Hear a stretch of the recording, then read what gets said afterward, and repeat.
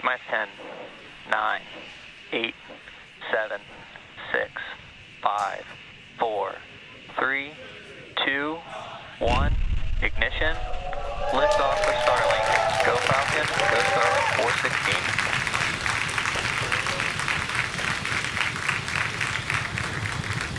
Vehicle is pitching downrange.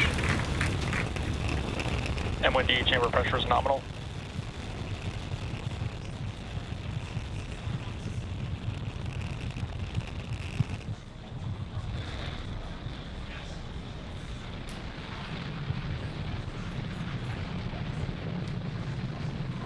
Falcon 9 has successfully lifted off from Space Launch Complex 40, carrying our 53 Starlink satellites.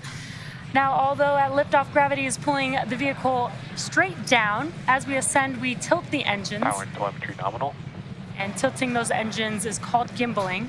That turns the rocket horizontally, and you can kind of see that there on your screen. So we are still going up, but we're also heading horizontally away from the launch pad. And that is what we call a gravity turn. And we are coming up on max Q here in a few seconds.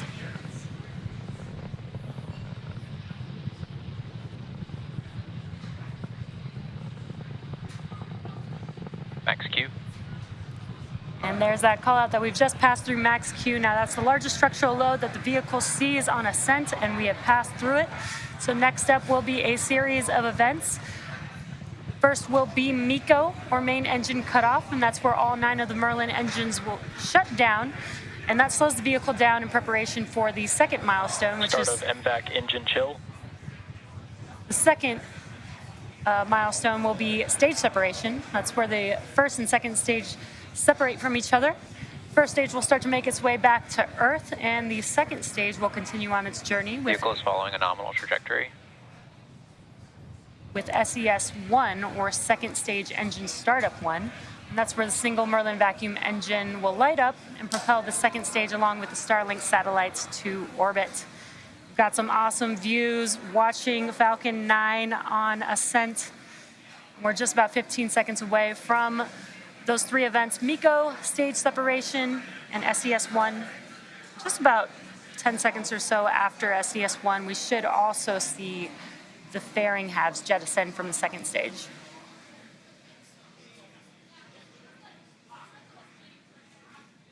Main engine cut off. Stage separation confirmed.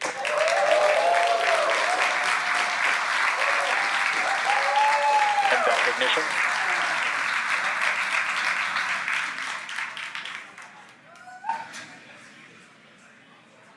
Bearing separation confirmed.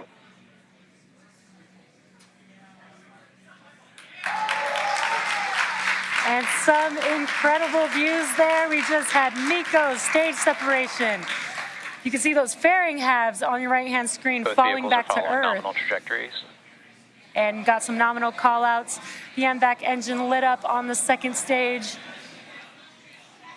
The first stage grid fins have deployed. So on your left-hand screen, you're looking at a view from the first stage. On your right-hand screen, you're looking at a view of the MVAC engine on the second stage. While that second stage is doing its job, that first stage is coming back home to Earth, and it'll execute 2 burns to get back home. First is the entry burn, and that's where 3 of the 9 M1D engines reignite, and that helps to slow the stage down as it's entering back into the denser part of the Earth's atmosphere. Then the atmosphere actually helps to scrub a lot of the velocity of the vehicle until the second and final burn, which is the landing burn. That's a single engine burn that brings the vehicle speed down rapidly in order to touch down on the drone ship. Acquisition of signal, Bermuda. And again, today we will be attempting to land on Just Read the Instructions. And each one of these M1D engines is about 190,000 pounds of thrust. So we do only use 1 engine for that final landing burn to touch down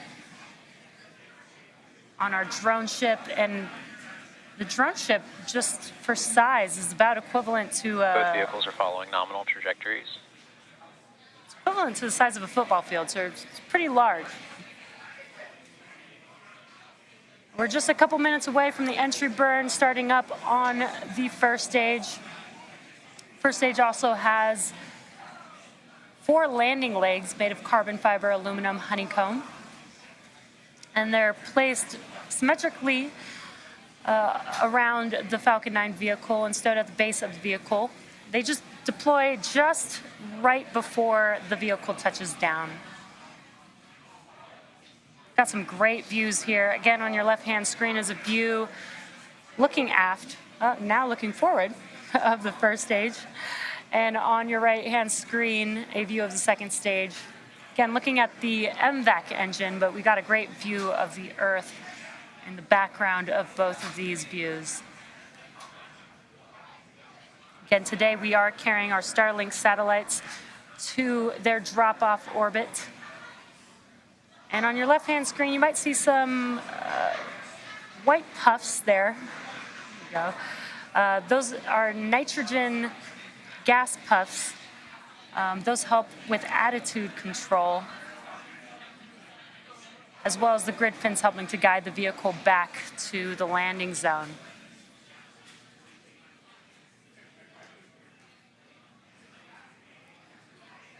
Everything's still looking nominal.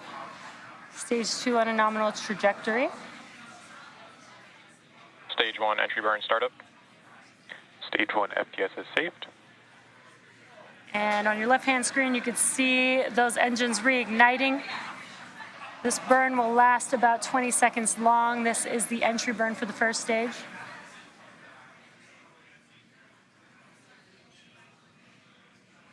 Stage 1 entry burn shut down. And as you saw, those engines shut down. That concludes the entry burn. Both vehicles continue to follow nominal trajectories. And just the callouts that we want to hear, everything is still looking nominal for both vehicles. Now we are just about a minute away from the landing burn beginning on the first stage. Again, as I mentioned, the atmosphere helps to scrub a lot of the velocity as first stage makes its way back to the landing zone after the entry burn has concluded.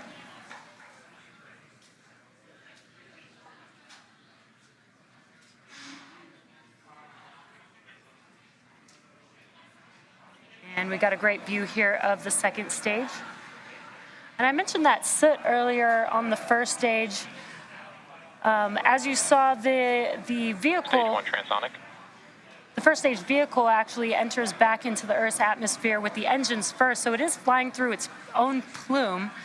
And the fuel for Falcon 9 is a kerosene, which is carbon-based, and that's what creates that soot onto the vehicle.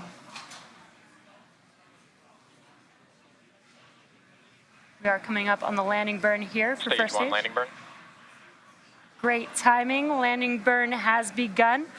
Again, this will also last about 20 seconds, and we should see the landing legs deploy just before touchdown, and some great views here.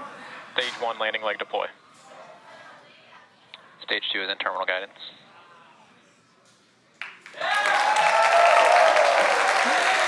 Incredible Stage 1 views. landing burn. Falcon 9 has landed on our drone ship just per the instructions. What an incredible landing. This marks the 117th recovery of a first stage booster. And we are coming up on SECO, which is second stage engine cutoff 1 in a few seconds Second here. engine cut off.